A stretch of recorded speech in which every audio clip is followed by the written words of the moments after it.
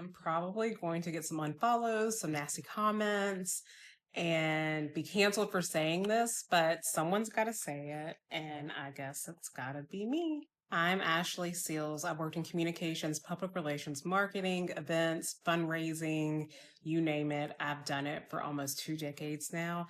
And I have to say this to my ladies in corporate America. Your 3-inch baby blue, hot pink, tie dye, gemstone glittery nails are holding you back in the workplace. When you're in a room full of executives and decision makers, they don't see you. They don't see your personality. They don't see or hear what's coming out of your mouth. All they can concentrate on is what your nails look like. Super colorful nail.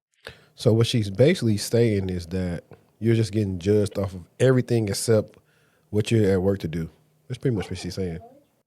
That have a lot going on. While they might be fun, they might be festive, they might show your personality, they actually are a big distraction for a lot of people. And unfortunately, in corporate America, colorful nails are often associated with low performance, with chaos, and with not being equipped with the social cues and the etiquette to perform in a corporate, especially conservative environment. Please take it from me. Stick to something very neutral, very classy, very elegant. I personally like to do kind of a light pink ombre. And I have to say it again, this is not my personal opinion, but it's the opinion of traditional corporate America. I'm just trying to help you guys out from one sister to another. So take it or leave it. It's up to you. Now, I don't know much about her, but everything just screams. She, in so many words, she just didn't want to say it's, every negative trope of what a black woman is. And let me actually show you what she thinks. Well, I mean, not what she thinks, but let me actually show you what people think they see when they see y'all in these long nails. Let me show you real quick. You did, because my sister-in-law's baby cousin Tracy, she told me she went to the show last night and she saw you there all hugged up with some giraffes. So, yeah, I saw that quick clip, but I think that's a lot of the negative connotations that black women get in corporate environments. Because let's be truthful, she's not making that video for anybody but black women. So if you're a black woman, you're still here right now. How do you feel about her comments on long nails versus short nails? Have you ever dealt with anything like that, or somebody pulling you to the side about actually about your nails? And while you ponder that question, I got another clip ready for you. So hey y'all, hey, I was just scrolling on TikTok and I happened to come across the discourse of nail length and professionalism. And what really caught my eye, there was a comment on one of the videos that said most girls who wear long nails don't have a 9 to 5, they're uneducated, and they don't work in any sort of professional field. And I figured, hey, I could talk about that because I crush all 3 of those. I have a 9 to 5. I'm extremely educated. Okay, degreed. Extremely educated. And then also I work in one of the most professional fields there is. Nail length has nothing to do with what is up here, okay? And y'all have to let that go. I don't understand who came up with that misconception. If you have long nails, then you're nothing but scum. You're uncultured, okay, and not well groomed.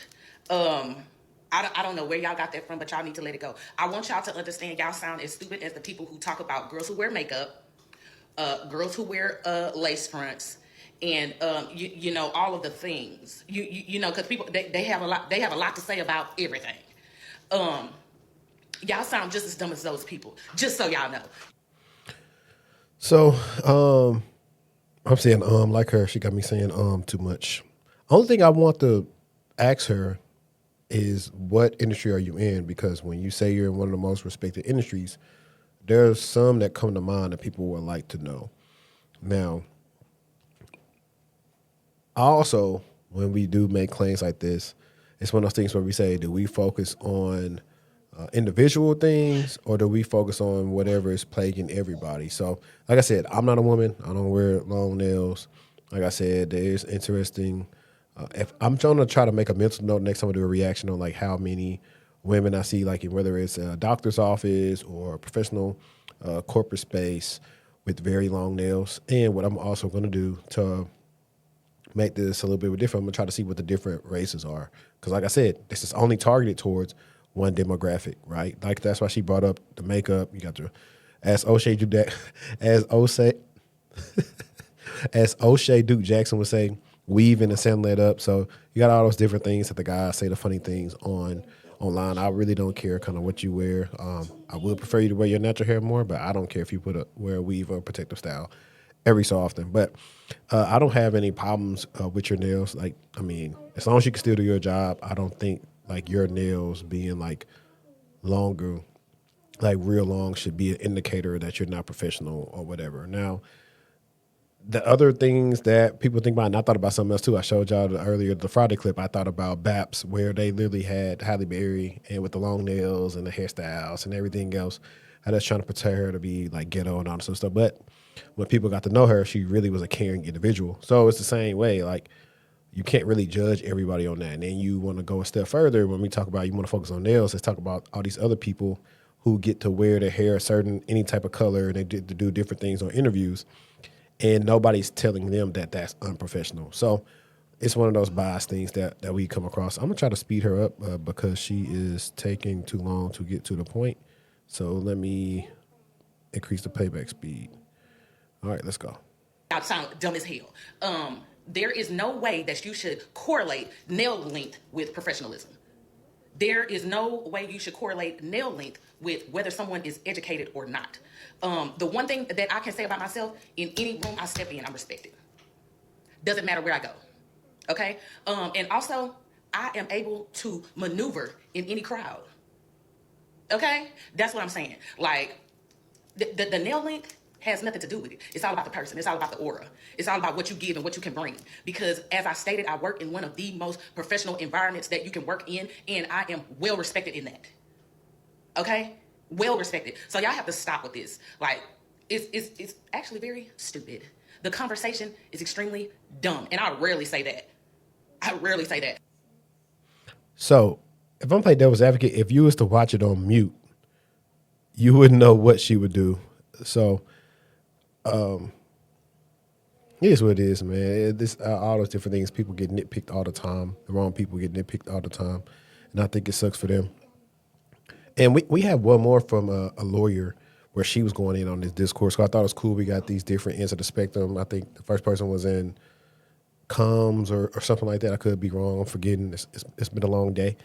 And now we're going to have this lawyer tell us about what she wears to the workplace. So let's get her queued up. I want to do this really quickly. Today's the last day of the conference. I'm headed out. But I wanted to address some questions that I get. And I get them pretty regularly, but something came up and I was like, okay, I'm going to address this for everyone who is concerned that when they move into a professional space, they will have to lose their identity. That's not true. So a lot of people ask me about my nails and how my nails are received in court. And I always respond with, nobody cares. When I walk into the courtroom, judges, a lot of times the first thing they say are, Miss Wright, let me see your nails. Or let me take a picture so I can send to my daughter. They use them as inspo. My clients love them. Opposing counsel loves them. They've not stopped me from doing anything. I want everybody to know and understand that I own a multi-million-dollar law firm. I own a multi-million-dollar award-winning law firm. I am an award-winning attorney. I am an international custody expert, which means that I travel the world educating practitioners. Now, her nails, like if I was to compare her nails to the last woman's nails, I don't really see anything too distracting by her nails. If I'm just being unbiased, nothing like I don't see. It's like not a bright color. It don't look bad, right? So the other woman nails didn't look bad, but they are like a louder color and they're longer based on, like I said, people have preferences of what they like and what they deem as to be professional and what they deem who you are based on how you present yourself. So I don't see anything wrong with these nails that I'm seeing right in front of me. On the nuances of custody and their independent jurisdictions. I am leaving this conference to go to New York to speak at a school on the impact of custody decisions on the prison pipeline. I am much sought after. I am very intelligent. I got here by the grace of the Lord. I continue here by the grace of the Lord. And I am not trying to fit into anyone's standard because although I am a highly successful attorney, I am still a black girl from Atlanta. And I present as a black girl from Atlanta in the best possible way. So if you are struggling with what changes will I have to make to my identity, I say none. I want to be very clear. It is my appearance. It is this aesthetic that has opened so many doors for me. Last year, I was at a major national conference with like 900 high-powered female attorneys who were all in like the best suits and all that. I wore, first day of the conference, a lace Dolce & Gabbana skirt with thigh-high Balenciaga boots. When I stepped off the elevator, first attorney who saw me was like, "You look incredible." Throughout the conference, women were coming to me and saying, "Hey, I always thought I had to wear a suit. You've inspired me." At the end of the conference, one of the conference organizers came to me and said, "Oh my gosh, you're Elle Woods. You're who everyone's talking about." From that conference, I've made so many connections, not only with the attorneys I met, but with the organizers. They don't know how smart I am. They didn't know anything about me. What they knew was that they were attracted to my appearance. And I'm going to pause it right there, too. I think this is one of the things that kind of sucks for women where they are probably in more male-dominated fields. They are forced to try to dress like us. With, like I said, you would deem like a woman, like any other profession, they probably wouldn't be in pantsuits and the other type of suits that a woman will wear to court or whatever. They wouldn't be dressed like, what's it, Jessica Pierce? I think that's her name on Suits. They wouldn't be expected to dress like her. But for the most part, I feel like as long as it's not raunchy and it looks nice and we can tell you put effort into it, why not be able to wear it? I do think as boomers and it's probably some of Gen X start getting out of the workplace, there's going to be a shift in corporate attire. Granted, we don't want it to be, sold to where like you coming in T-shirts and pajama pants, but there's going to be a difference in what professional attire actually looks like, and I'm interested in see what that is going to be as the years come. Didn't have to change it or dumb it down or make it look like anything else or do any less to fit into a space. I was sworn into the Supreme Court yesterday. You have to have two sponsors to do that. One of my sponsors was the former American Bar Association president. The other was a high-powered attorney appointed by President Biden to serve during his administration. Those two names were on my application, and I looked like this with these nails when I made the request. So if you are concerned about the way I look, you shouldn't be. But if you are concerned about the way you look and the way you present, the way that you speak, don't be. Because this aesthetic has opened doors my brain could not.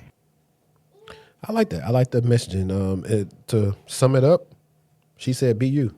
Be you. Don't worry about the haters and let your work speak for itself. So hats off to her like that.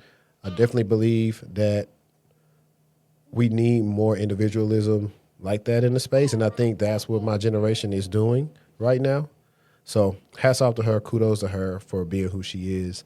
I didn't get a chance to really peruse her page as much, but I did see that she was not capping about anything that she's talking about. And I'm definitely going to tune in and see some of the stuff that she posts because I'm definitely interested in that. But like I said, how do y'all feel about all this discourse between women and nails? Do they need to quit them? Do they need to be who they are? Like I said, as long as you're not doing any manual labor where your nails get in the way, I really don't see the big issue with it. Because if you should be told, everybody else copies how the black woman looks. Truth be told, I mean, if we're going to leave it like that, and I'm in this, I'm in the video like that. But y'all let me know. Show some love in the comments, and we out.